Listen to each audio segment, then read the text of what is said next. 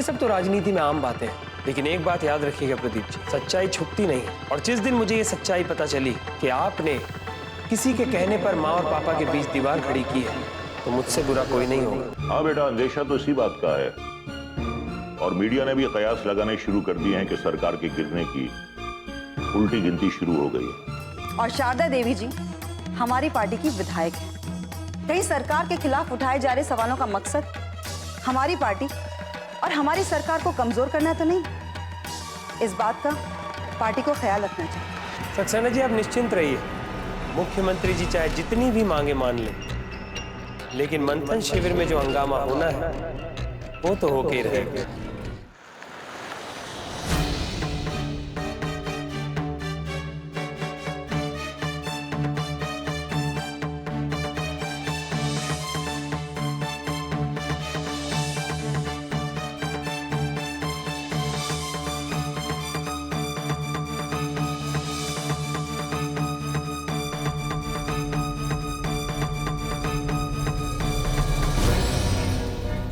नमस्कार, पुनः स्वागत।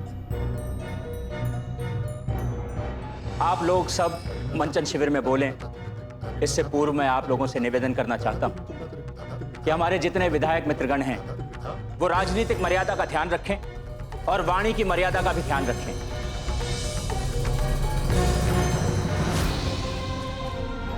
मैं आप सबको बता देना चाहता हूं कि जितने विधायक मित्र यहां पधारे हैं वो सब हमारी अपनी पार्टी के विधायक हैं और हमारे अपने हैं।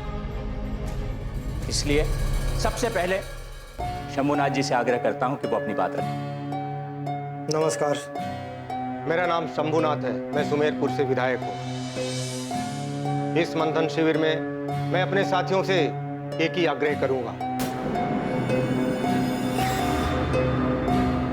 बहुत सारे लोग हमारे पार्टी को तोड़ने में लगे हुए हैं। भ्रष्टाचार 8,000 करोड़ का मुद्दा लाकर खड़ा कर दिया है। आप लोगों को किसी के बात में नहीं आना है। सरकार ने हमें बहुत कुछ दिया है, इसलिए हम सबको मिलकर सरकार का साथ देना है। हम पार्टी और सरकार को धन्यवाद देते हैं कि हमारे क्षेत्र में सब ठीक ठाक चल रहा है। बिक रहा है ये पानी, बिक गई है ये धरती, गगन बिक ना जाए।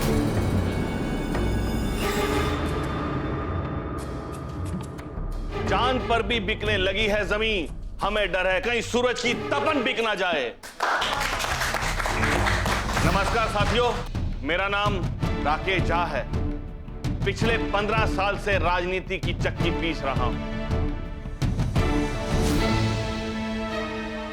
राजनीति की चक्की पीस रहा हूं या राजनीति की चक्की में पीस रहा हूं, मुझे नहीं मालूम, ये भगवान जाने। लेकिन मेरे साथियों, राजनीति और सरकार जिस तरह से चल रही है उससे मन को बहुत पीड़ा होती है, तकलीफ महसूस होती है। और पीड़ा तो इस बात की होती है जब लोग ये कहते हैं कि जांच कमेटी बिठाई जा रही है। चाहे जांच कमेटी बिठाने के नाम पर एक इंक्वायरी होगी और इंक्वायरी पर जो भी कार्रवाई होगी, जो कुछ निकलेगा उस पर कार्रवाई की जाएगी। लेकिन ये सब उस बात को ठंडे बस्ते में डालने की तैयारी होती है। बात को टाला जाता है और भ्रष्टाचार अपने आप पनप रहा है। इस बात पर किसी का कोई ध्यान नहीं। आप अपने ही सरकार पर भ्रष्टाचार का आरोप लगा रहे हैं।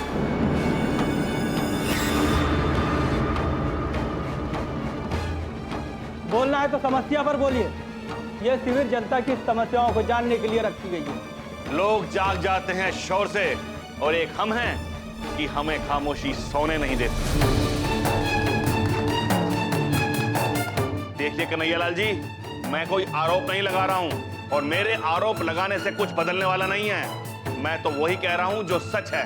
मैं कहना चाहता हूं कि प्रत्यक्ष को प्रमाण की कोई आवश्यकता नहीं होती।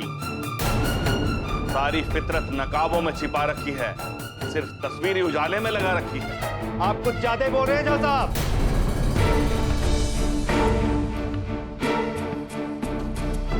आप खुद को ईमानदार और हमें बेईमान साबित करना चाहते हैं।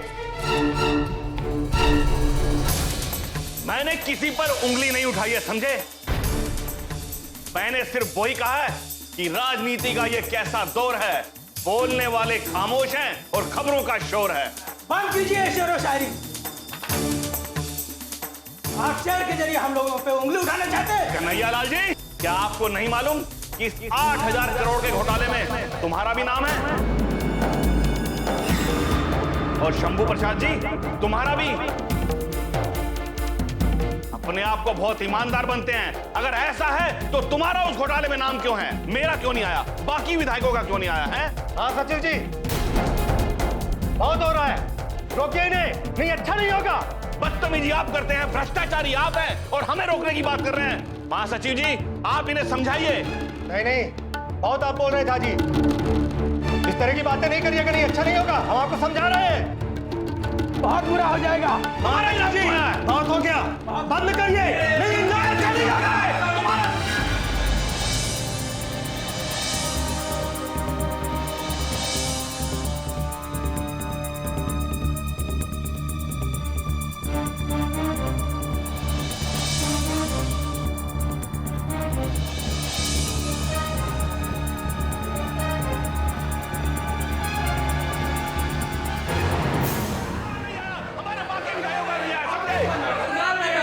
शांत हो जाइए, शांत हो जाइए शंभुनाथ जी, आप भी शांत रहिए। राकेश झा जी, आप अपनी बात रखिए, मगर अपनी बात रखने का यह मतलब नहीं कि आप किसी पर उंगली उठाएं। मुझे भी उंगली उठाने का शौक नहीं है महासचिव जी। मैं तो सच सामने लाने की कोशिश कर रहा था, लेकिन आज के इस मंथन शिविर में सच को दबाने की कोशिश की जा रही है, समझे? देखिए, सबसे बड़ा सच तो यह है कि यह पार्टी हमारी है और पार्टी का सदस्य होने के नाते हमें उसके प्रति वफादार होना चाहिए। अरे किस किस को रोकेंगे आप? बताइए, आप किस किस को रोकेंगे? और अगर आपने किसी को बोलने ही नहीं देना तो फिर इस शिविर का मतलब ही क्या रह जाता है? अरे आप सुन रहे हैं? आप सुन रहे हैं महासचिव जी? अरे कैसे चलेगा ये शिविर? आप बताइए, कैसे चलेगा?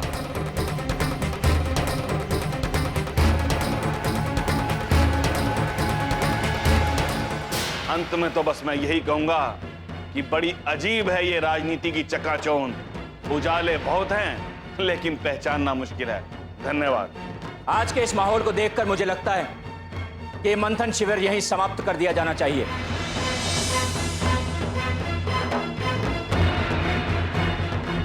हम सब यहां अपनी अपनी बात रखने के लिए आए थे, आक्रोश नहीं। मैं आज इस मंथन शिविर को समाप्त करने की घोषणा करता हूं।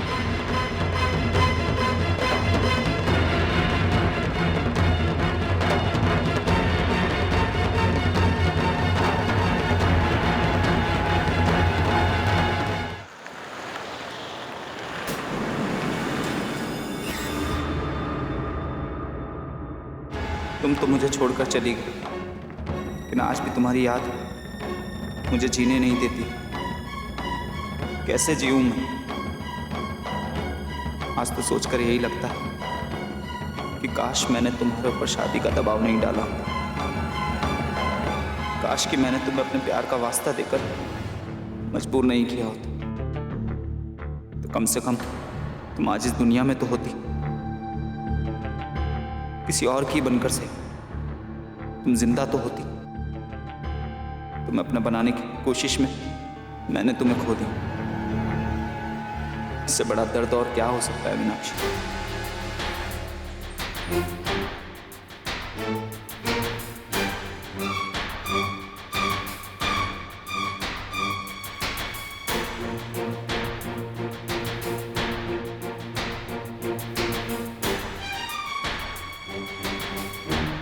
आदित्य,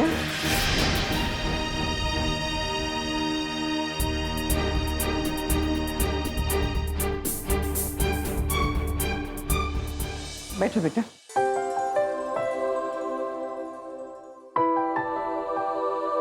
तस्वीर तो तुम छुपा लोगे आदित्य,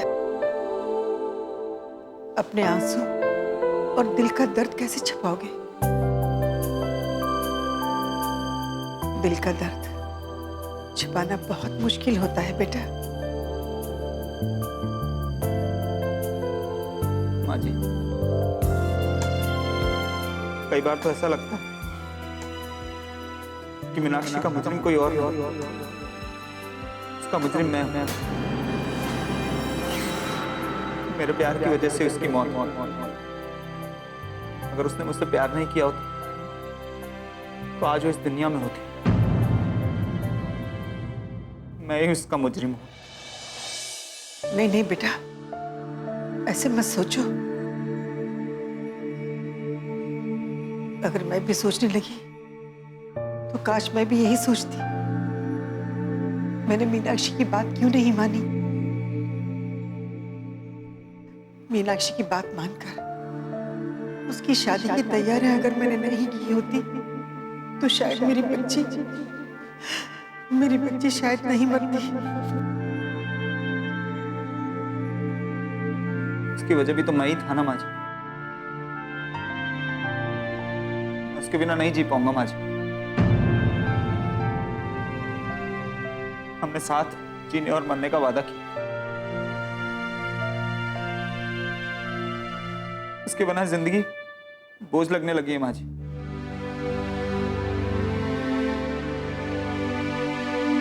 हमने साथ जीने और मरने का वादा किया। उसके बिना जिंदगी बोझ लगने लगी है माँ जी। आदित्य, अपने आप को संभालो बेटा। दर्द वो चीज होती है जो कभी भी किसी को भी अपनी तरफ खींच सकती है। खुद को दर्द में डुबाने वाला दर्द में डूबता ही चला जाता है बेटा। इन दर्द से बाहर निकलो बेटा, संभालो अपने आप को।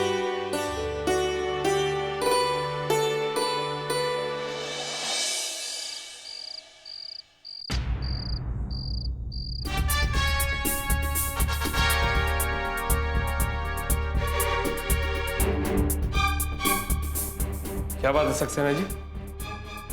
आखिर बात क्या है, मुझे तो बताइए। अरे राजवीर बाबू, अब आपको क्या बताएं? हद हो गई। अब बस अब हमारे अंदर डर बैठ गया। डर? कैसा डर? अरे जो हम मुद्दा खड़ा करना चाहते थे वो कहीं टाई टाई फिस ना हो जाए। क्या रिपोर्ट है सक्सेना? मंथर शिविर में हंगामा हुआ या नहीं? अरे मंत्री जी, हद हो गई है। हमारे लोगों ने करप्शन का मुद्दा उठाने की कोशिश की थी, पर उधर वो लोग भी तो थे जो करप्शन किए हुए हैं।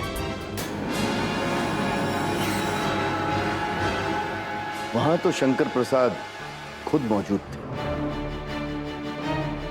उनके सामने यह हंगामा होना बहुत जरूरी था। उनका इस्तीफा मांगा जाना बहुत जरूरी था। अरे उसकी तो नौबत ही नहीं आई मंत्री जी, हद हो गई है।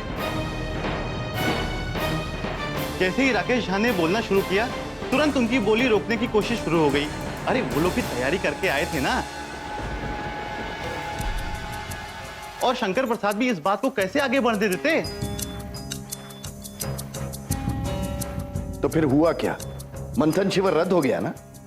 नहीं सर, मंथन शिविर रद्द नहीं हुआ है। बस समझिए कि हद हो गई है। सुनने में आया है कि कल भी मंथन शिविर है,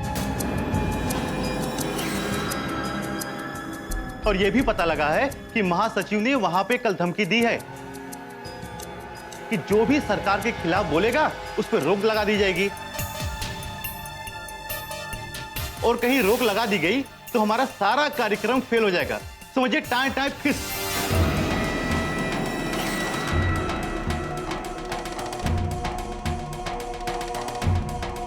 तुम बस मामले पर गहरी नजर रखो और जो कुछ भी हो रहा है मुझे तुरंत बताओ। लेकिन यह तो तय है कि शंकर प्रसाद मंथन शिविर में राकेश झा और उसके साथियों को बोलने से रोकेंगे। लेकिन जब वो खुलेआम बोलना शुरू करेंगे तब।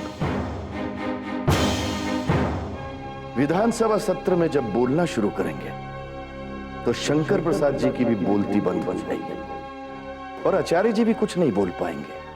पापा, आचार्य जी और महासचिव तो सभी विधायकों को यही समझाने में लगे हुए होंगे कि अगर सरकार गिरेगी तो उन्हें भी अपने पद से हाथ धोना पड़ेगा। बेटा, हर विधायक मंत्री पद तक पहुंचना चाहता है, और मंत्री पद तक पहुंचने के लिए कुछ भी कर सकता है। बेटा, सबके साथ अलग अलग डील चल रही है, और ये बाद में सोचा जाएगा कि कब किसको मंत्री पद देना है। लेकिन सरकार तो गिरनी तय है। अब देखो इसकी खबर कब मिलती है। वैसे इसका ताना बाना तो बुना जा चुका है।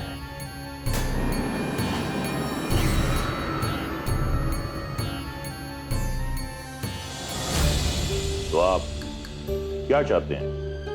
ये मंथन शिविर निर्विघ्न चलता रहे, तो मुझे इसके अलावा तो कोई और रास्ता नजर नहीं आ रहा कि राकेश झा और उनके साथियों पर मंथन शिविर में आने पर प्रतिबंध लगा दिया जाए।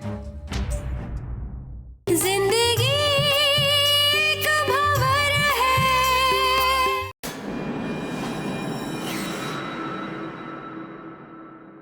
कल मंथन शिविर का पहला दिन था।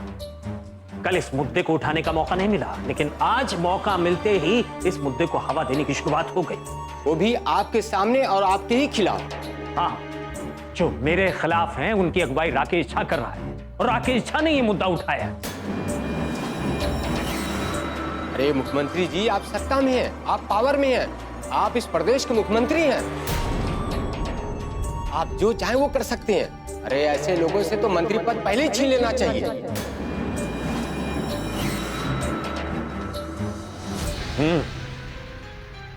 मंत्रिमंडल का विस्तार तो करूंगा ही, और मेरे मंत्रिमंडल में अब वो ही लोग रहेंगे जो आज मेरे साथ हैं। आज के बारे में बाद में सोचेंगे मुख्यमंत्री जी, पहले कल के बारे में सोचिए।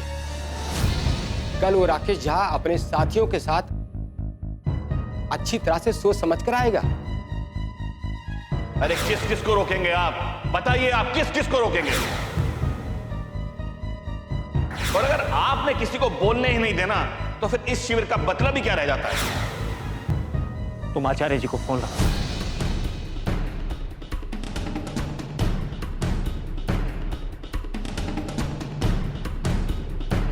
ये लीजिए। नमस्कार मुख्यमंत्री। नमस्कार आचार्य जी, कहाँ हैं आप? अभी ऑफिस से घर लौट रहा हूं। आप फरमाइए। आज मंथन शिविर में जो कुछ हुआ उसकी रिपोर्ट तो पार्टी महासचिव ने आपको दे ही दी होगी।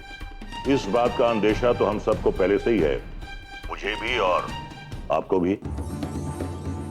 शुक्र इस बात का है कि यह बात उस हद तक नहीं बढ़ी जिस हद तक वो ये बात ले जाना चाहते थे। आचार्य जी, आप मुझसे बहुत ज्यादा अनुभवी हैं। हाँ, इस बात को मानता कौन है?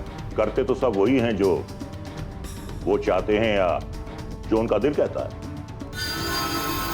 ना तो उन्हें पार्टी की मर्यादा का ख्याल है, और न जनता के बीच पार्टी की छवि खराब होने की कोई फिक्र। आचार्य जी, पार्टी को बनाए रखने के लिए विधायकों की बात मानना जरूरी भी तो होता है ना।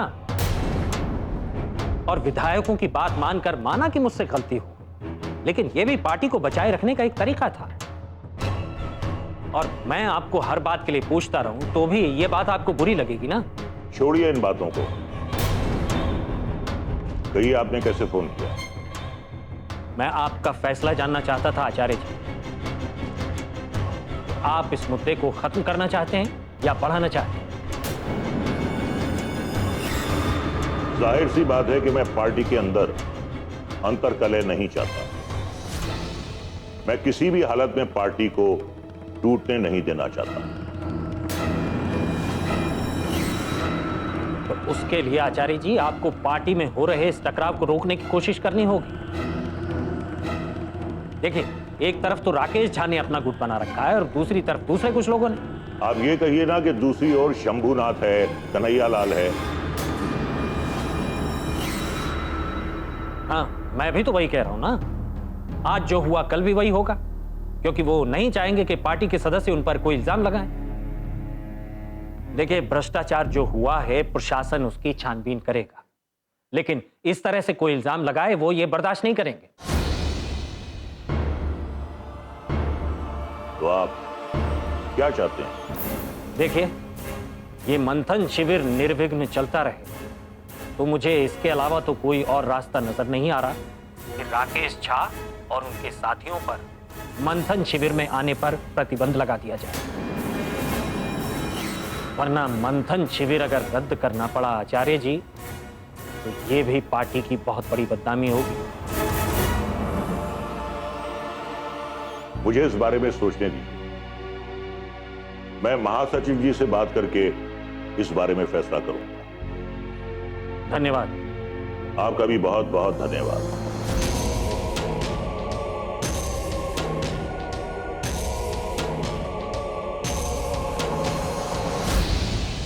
तुम प्रदीप जी से बातें करो, मैं तुम्हारे लिए कुछ खाने के लिए लाती हूँ। अरे नहीं नहीं आंटी, आप क्यों परेशान हो रही हैं? वैसे आप अकेली रहती हैं यहाँ पे? जिंदगी एक भंवर है।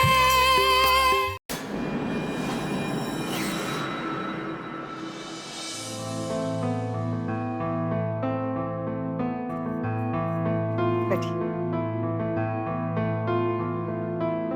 ये क्या मैडम, हमने आपको कई बार कहा है कि काम करने के लिए किसी को रख लीजिए, लेकिन आप हैं कि मानती नहीं है, सारा काम खुद ही करती हैं आप क्या कहना चाहते हैं प्रदीप जी? अगर मैं घर का काम करूं तो क्या मैं राजनीति में सक्रिय नहीं रह पाऊंगी? नहीं, वैसी बात नहीं है। अब तो आदित्य भी रहने लगा है हमारे साथ में। कोई बात नहीं प्रदीप जी, मुझे घर संभालने की आदत है। प्रदीप जी, आज आदित्य को रोते हुए देखा मैंने, बहुत बुरा लगा। कितना अकेला महसूस करता होगा ना वो अपने आप को। और हम तो ये सोच रहे थे कि उसने आपको माँ कहा है, तो कम से कम उसके आंसू पोंछने के लिए उसको माँ तो मिल गई। मैंने भी तो उसे अपना बेटा माना है, इसीलिए उसे रोते देखकर मुझे बहुत बुरा लगा और मैं अपने आप को संभाल नहीं पाई। हमारी जिंदगी तो गुजर गई है प्रदीप जी, क्या आदित्य की जिंदगी इसी तरह गुजरेगी? मीनाक्षी तो हमें छोड़कर चली गई, उसे तो भुला नहीं जा सकता, लेकिन आदित्य को मैं इस हाल में देख नहीं सकती। मैंने उसे बेटा माना है, एक माँ की तरह मुझे अपनी जिम्मेदारी निभानी पड़ेगी और उसकी जिंदगी आबाद करने की कोशिश करनी पड़ेगी। नमस्ते आंटी। नमस्ते बेटा, आओ बैठो। मैं तुम्हारे बारे में सोच रही थी। मेघना जी नहीं आए? जी नहीं आंटी, एक्चुअली मैंने उन्हें याद दिलाया कि आपने उन्हें बुलाया था, तो उन्होंने मुझे ही भेज दिया। बेटा, तुम प्रदीप जी से बातें करो, मैं तुम्हारे लिए कुछ खाने के लिए लाती हूँ। अरे नहीं नहीं आंटी, आप क्यों परेशान हो रही हैं? वैसे आप अकेली रहती हैं यहाँ पे?